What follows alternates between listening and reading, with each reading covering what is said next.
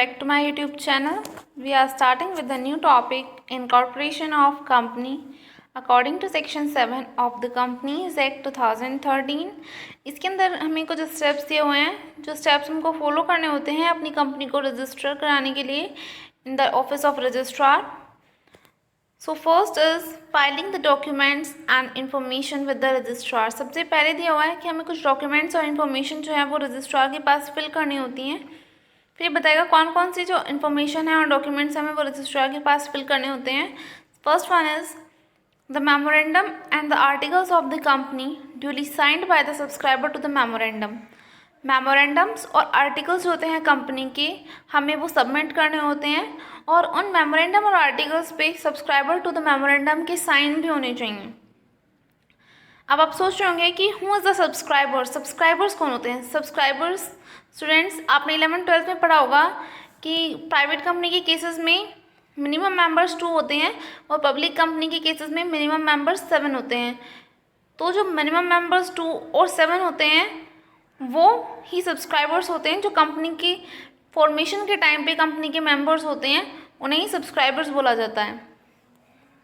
Next is declaration by the person who is engaged in the formation of company, CA, CS, cost accountant, advocate, that all the requirement of this act and rules made thereunder have been duly complied with. जो हमारी company की formation में person involve होंगे, चाहे वो CA हो, CS हो, cost accountant हो या एडवोकेट हो, उनको अपनी एक फॉर्म में डिक्लेरेशन देनी होगी कि इस एक्ट की यानी कि कंपनीज एक्ट 2013 की और इसके अंदर बने हुए सभी रूल्स को हमने कंप्लाई किया है in the process of formation of the company. Next is a declaration from each subscriber to the memorandum and from the person named as first director. फिर एक डिक्लेरेशन जो है वो मेंबर्स देंगे जो सब्सक्राइबर्स टू द मेमोरेंडम हैं और जो भी पर्सन का name as a first director लिखा होगा मेमोरेंडम में वो पर्सन भी डिक्लेरेशन देगा. वो डिक्लेरेशन में क्या लिखेंगे? He is not convicted of any offence in the connection with the promotion, formation और मैनेजमेंट ऑफ एनी कंपनी. यानी कि उन्हें किसी भी ऑफेंस के अंदर पकड़ा नहीं गया है, चाहे वो कंपनी के फॉर्मेशन से, प्रमोशन से या मैनेजमेंट से किसी से भी रिलेटेड हो, वो किसी भी ऑफेंस के अंदर कन्विक्टेड नहीं है. Next, he is not being found guilty of any fraud और मिसफीजेंस ड्यूरिंग लास्ट 5 years. पिछले 5 सालों के अंदर उन्हें किसी भी फ्रॉड के अंदर पकड़ा नहीं गया है. और all the documents with the registrar of registration of the company contain information that is correct and complete to the best of his knowledge and belief. और उन्हें अपनी डिक्लेरेशन में ये भी लिखना होगा कि वो जो भी डॉक्यूमेंट्स और इन्फॉर्मेशन प्रोवाइड कर रहे हैं रजिस्ट्रार को वो उनके अकॉर्डिंग बिल्कुल ठीक है और पूरी तरीके से कंप्लीट है. ये सब उनको अपनी डिक्लेरेशन के अंदर लिखना होगा. Next is the particulars of every subscriber to the memorandum along with the proof of identity. उसके बाद सभी सब्सक्राइबर्स के पर्टिकुलर्स को लिखा जाएगा जो सब्सक्राइबर है मेमोरेंडम के और उनकी आइडेंटिटी प्रूफ के साथ. पर्टिकुलर्स के अंदर उनका नेम, एड्रेस वगैरह ये सब चीज़ें आएंगी. Next is the particular name including surname, family name, director identification number, residential status of the person mentioned in the articles as the first director and the other particulars including the proof of identity. उसके बाद जो person articles के अंदर as the first director identify किया जाएगा उस person के particulars भी लिखने होंगे.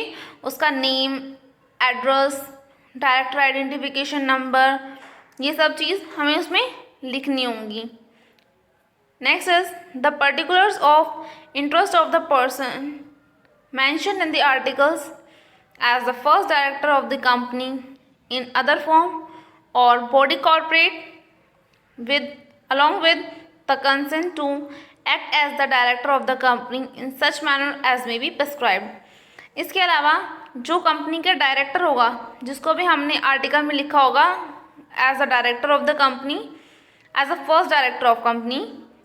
हमें ये भी लिखना पड़ेगा कि उसका किस किस और दूसरी फर्म में इंटरेस्ट है। इंटरेस्ट मतलब वो किसी और फर्म में पार्टनर है या फिर किसी और फर्म में डायरेक्टर है या नहीं, ये भी हमें अपने मेमोरेंडम और आर्टिकल्स के साथ रजिस्ट्रार ऑफिस में ये इन्फॉर्मेशन भी हमें देनी होगी उसके बारे में, और उसकी कंसेंट भी देनी होगी, उसकी रिटन कंसेंट भी देनी होगी कि वो डायरेक्टर बनने के लिए रेडी है कंपनी का और वो अपनी मर्जी से तैयार है कंपनी का डायरेक्टर बनने के लिए।